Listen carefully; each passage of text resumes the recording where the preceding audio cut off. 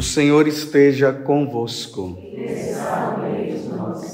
Proclamação do Evangelho de Jesus Cristo, segundo Marcos. Glória a vós, Senhor.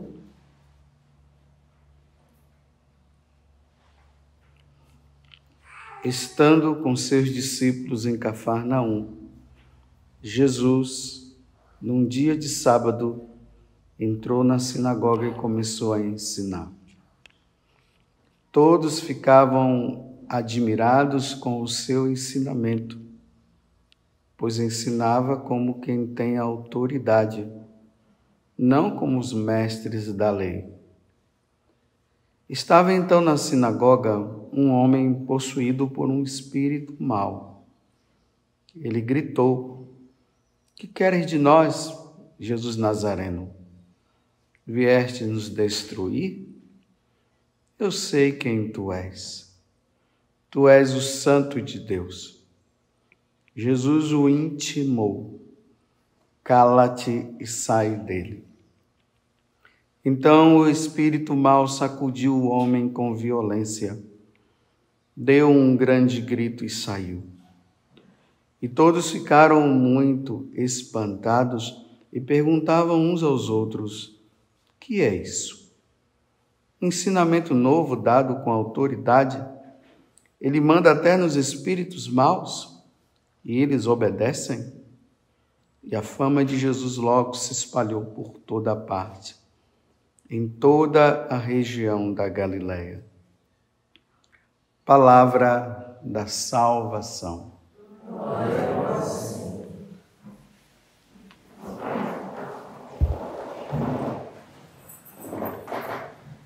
O Evangelho de São Marcos, que nós estamos vendo durante este tempo, provavelmente nós iremos ficar com o Evangelho de São Marcos até a Quaresma.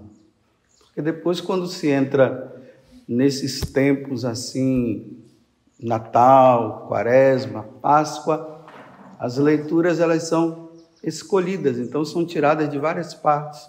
Às vezes caímos no Evangelho de São Marcos, depois vai para Mateus, são leituras escolhidas, mas no tempo comum nós fazemos uma caminhada com o Evangelho até terminar, aí depois entra o outro, não esquecendo também que nesse ano, nós estamos no ano B, então é o Evangelho de São Marcos que vai ser sempre lido no domingo até o Advento. Então, o Evangelho de São Marcos ele começa com uma apresentação. Marcos diz assim: Evangelho de Jesus Cristo, ou melhor, princípio da Boa Nova, o princípio do Evangelho, porque Boa Nova e Evangelho é a mesma coisa, de Jesus Cristo, Filho de Deus. E aí ele já vai mostrando, que João Batista o preparou, depois entra naquela parte das tentações de Jesus, e aí Jesus entra numa sinagoga. E vejam que ele entra na sinagoga e ele se depara logo com quem? Com um espírito mau. Está lá um demônio, no qual uma pessoa estava totalmente possuída por ele. Então aqui existe essa realidade. Aqui na antífona de entrada da missa fala de uma multidão de anjos que estão diante da presença de Deus e o adoram. Na carta aos Hebreus, o autor está falando também dos anjos. E ainda diz assim que nós fomos criados abaixo dos anjos. Mas depois Deus nos eleva, nos coloca lá em cima, numa atitude de que nós temos um valor muito maior do que os anjos. Então, essa realidade. Deus, o Criador de todas as coisas, Ele cria também esses seres invisíveis. É por isso que na profissão de fé nós falamos, que Ele é o Criador das coisas visíveis e invisíveis. Visíveis somos nós. todas as coisas que nós vemos ao nosso redor nesse mundo, né, material no qual nós vivemos.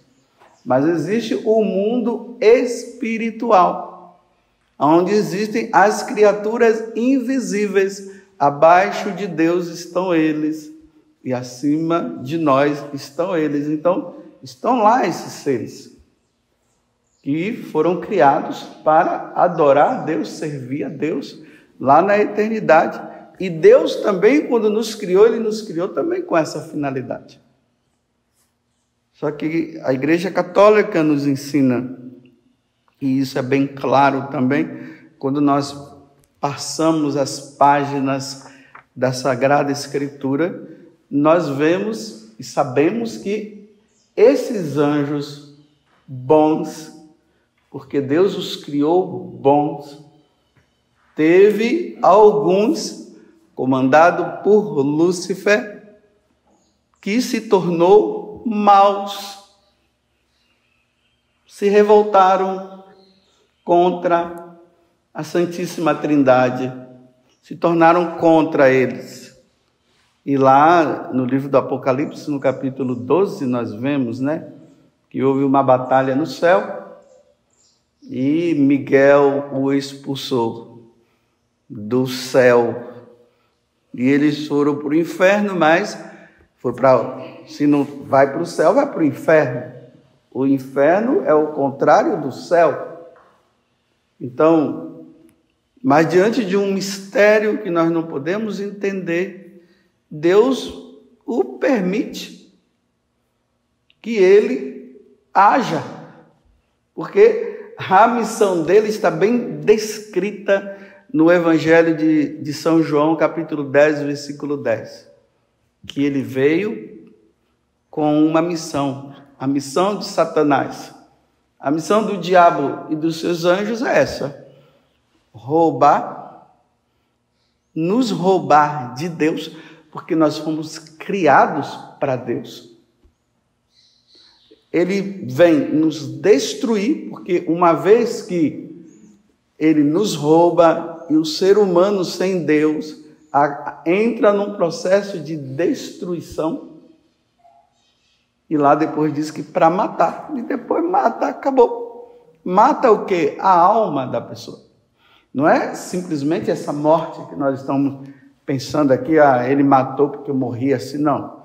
É a morte eterna.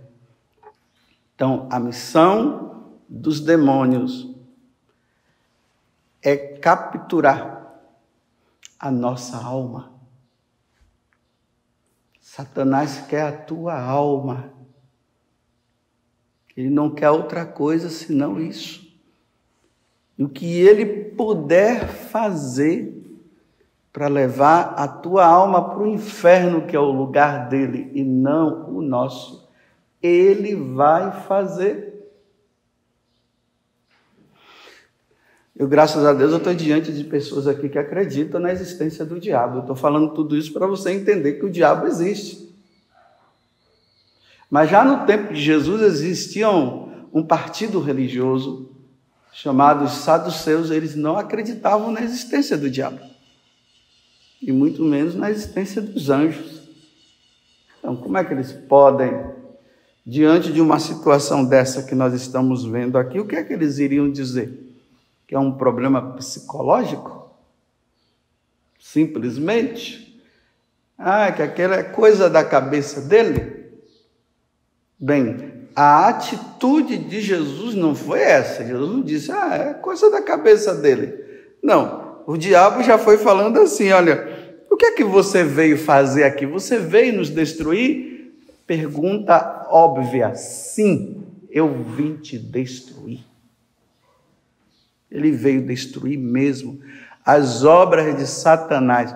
Lá no capítulo 10 dos Atos dos Apóstolos, Pedro, ele fala isso ali na casa de Cornélio, que Jesus foi aquele que veio fazer o bem e destruir as obras do diabo. Aqui está a prova de que o diabo existe.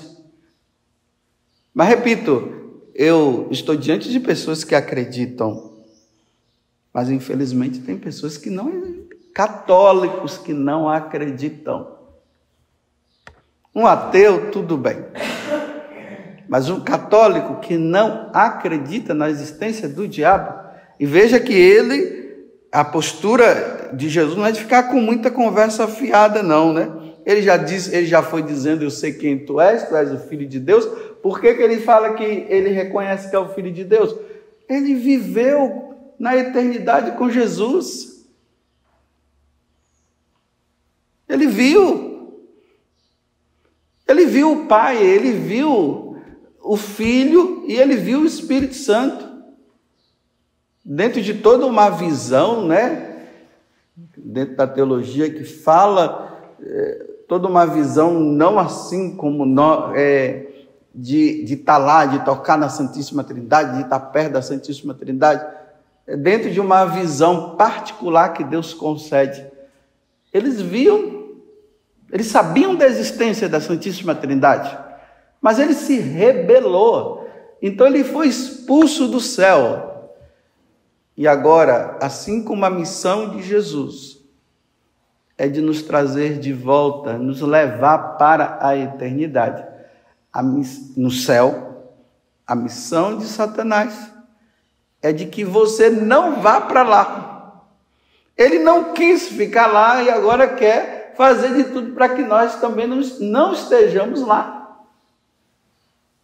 E a primeira coisa que o diabo quer que você acredite é que ele não existe. Ele não exista. Porque o demônio, ele gosta de agir na sutileza. Não fiquemos apenas, com aquelas pessoas que realmente, foram possuídas pelo diabo. Aí até muitas vezes nós dizemos, ela está possuída pelo diabo. Bem, aquela de lá pode estar possuída pelo diabo por uma ação consciente que ela fez, de dizer que iria servir ao demônio e de vender a alma dele para o diabo. E por isso ele foi vendo, foi lendo coisas e foi se deixando levar até o diabo possuir a alma daquela pessoa.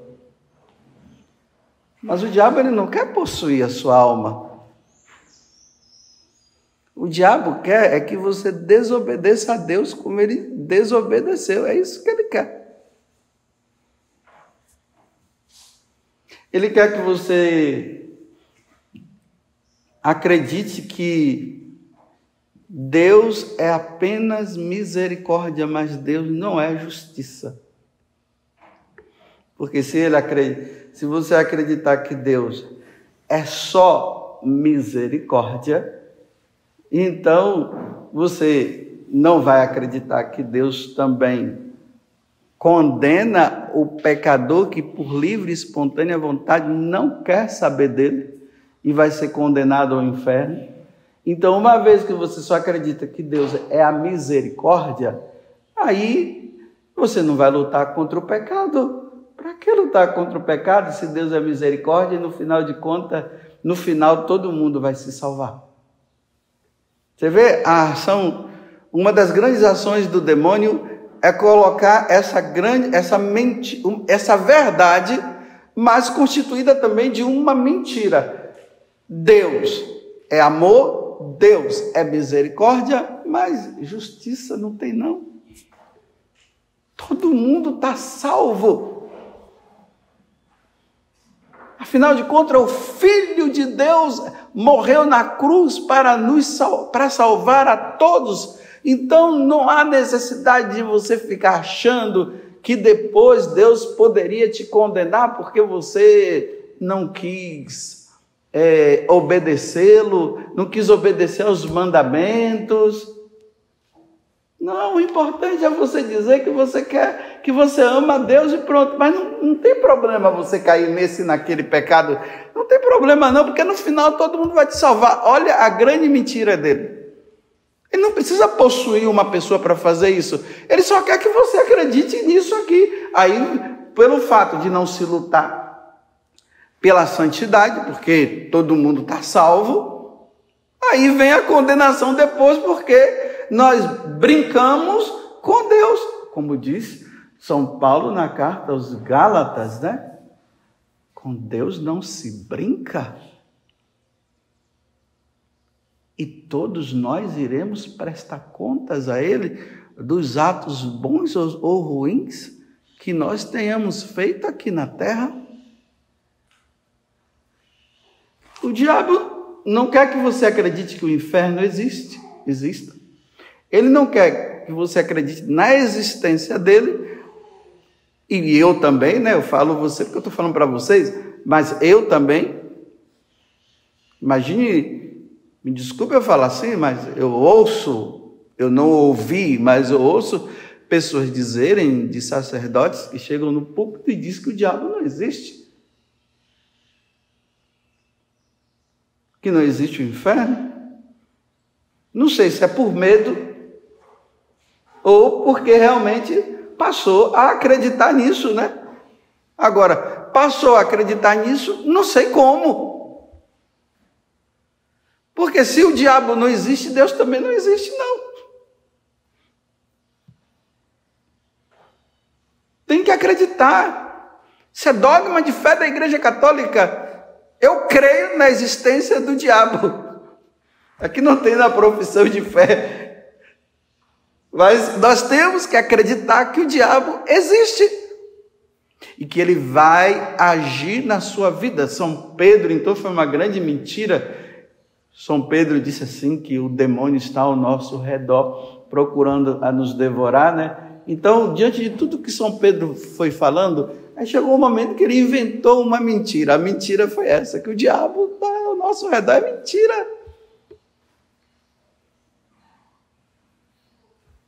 E aí ele vai agindo sutilmente. E você precisa estar atento. Olha, roubar, quando se fala que o diabo veio nos roubar de Deus, significa nos tirar da presença de Deus. E quando é que qual é o nome que nós damos quando nós estamos na presença de Deus? Oração. A primeira coisa que ele vai fazer é te tirar da vida de oração. Ele vai até permitir que você trabalhe para Deus. Bem, aqui na Canção Nova nós podemos dizer, né, que nós estamos trabalhando para quem? Para o diabo? Não, nós estamos trabalhando para Deus. A nossa vida é trabalhar para Deus. É isso que nós estamos fazendo. Mas como é que você vai trabalhar para Deus sem estar com Ele? Sem ter momento para Ele? Sem ter momentos de dedicação? Procura observar para você ver se o diabo não está te tirando da presença de Deus. Você realmente reza? Você tem vida, realmente vida? E quando eu falo vida de oração, é vida de oração. Olha, não vem com essa conversa que o meu trabalho é oração. Não vem com essa história, não. Não vem com essa história, porque também pode ser... Mas vida de oração você tem que parar, você tem que estar com Deus, você tem que estar ali, você tem, naquela oração do texto que você está fazendo, né? Também me desculpe, nessa oração do texto ficar correndo para lá e para cá, não, conversando com um e conversando com o outro, e parando as ave-marias, segura aqui, fofoca, fala um monte de coisa, depois retoma. Isso não é oração, não. Não é. Você está se enganando dizendo que está rezando. Primeiramente porque a oração do texto é uma oração de contemplação. Como é que você pode ficar contemplando assim, correndo para lá e para cá, falando com um e falando com o outro? Você está contemplando o quê? Primeiro mistério, o anúncio do arcanjo São Gabriel, a Virgem Maria, e você está ali, fala um, corre para lá, corre. Conversa fiada. O demônio está te tirando da presença de Deus, te enganando que você está rezando. E você não está. E aí, claro, se rouba você da presença de Deus, você acaba não entrando no entendimento das coisas espirituais. Aí a sua vida perpassa num materialismo muito grande, voltada para o lado material.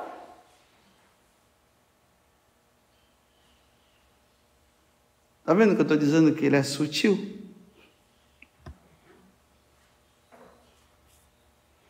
Parou de rezar, meu filho e minha filha, pode decretar que a tua vida está indo, está caminhando, não é para o céu, não é para o inferno, porque quem reza caminha para o céu, quem não reza caminha para o inferno. E como é que você quer ir para o céu se você não tem tempo para rezar? Organize sua vida, pelo amor de Deus, viu? Lembre-se que você tem tempo, olha, você tem tempo para assistir filmes, não tem? Tem. Tem tempo para fofocar, tem tempo para tomar banho, tem o tempo ali para se alimentar. Mas por que você vive dizendo que não tem tido tempo para rezar? Por quê?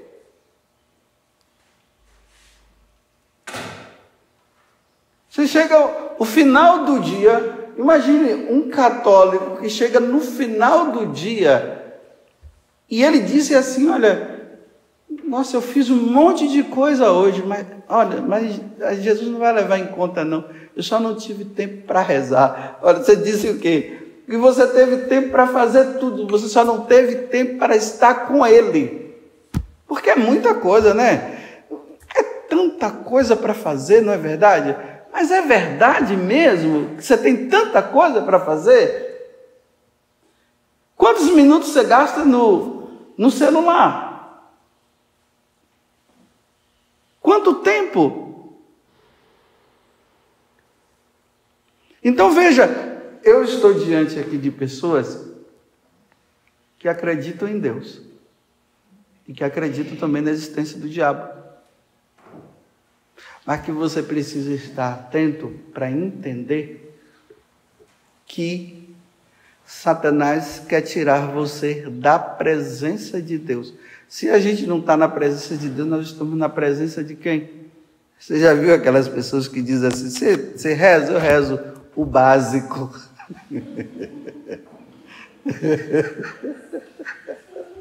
O básico.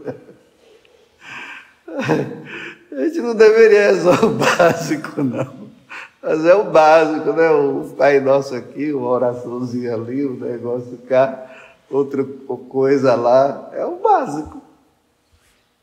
Não podemos rezar o básico. Porque enfrentar o demônio com as próprias forças é impossível vencê-lo. Só se vai vencer com as forças do céu, contando primeiro com a presença de Deus, com Nossa Senhora, os anjos, São José, aí que se consegue, mas sem Ele.